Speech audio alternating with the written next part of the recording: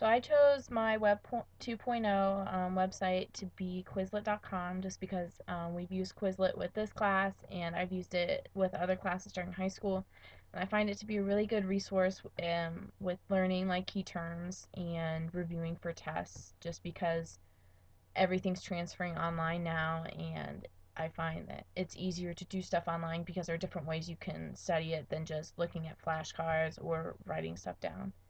So the address to get to Quizlet is just Quizlet.com. It's pretty basic. You don't have to have an account to see other flashcards, but if you want to create your own set, you do have to have an account. So I've already made one, but when you make an account, it just asks you for your birthday, a username to create a password, and an email to verify the account. So it's just, like I said, pretty basic information. I already made a couple terms for vocab um, for this chapter 10, just for this purpose of the video. So there's right here you can see that there's flashcards. You can check to see both sides or just one side. So here you just get the definition, and then you can click the flip to see what the term is.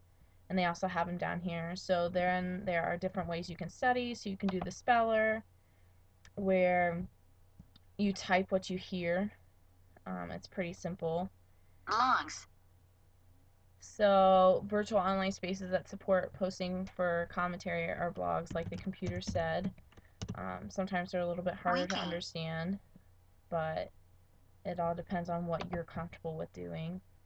Um, and then there's learn, and you can actually do a test over them to see how well you've actually learned the terms and memorized them. And then you can also play games, which I think is really interesting, and I find it would be more appealing to students. So you can do scatter or space race, and actually space race is my personal favorite. Um, so you just click the schooling words and type in their corresponding term. So a function that is built into internet browsers would be bookmarks. And then you just hit enter, and then you have lives, and you go up in levels and such. So those are a couple of things you can do with this website.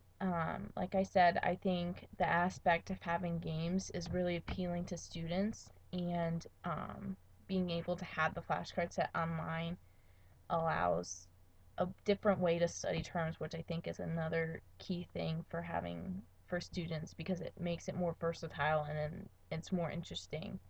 I think this is also a good way for teachers to help their students memorize terms, simply because if a teacher can create these terms and what they want their students to learn for a given subject or something like that, they can create the flashcard set, and the student can access it while they're at school or while they're at home. It's online, so you don't have to necessarily be there in person or have something physical to study the terms.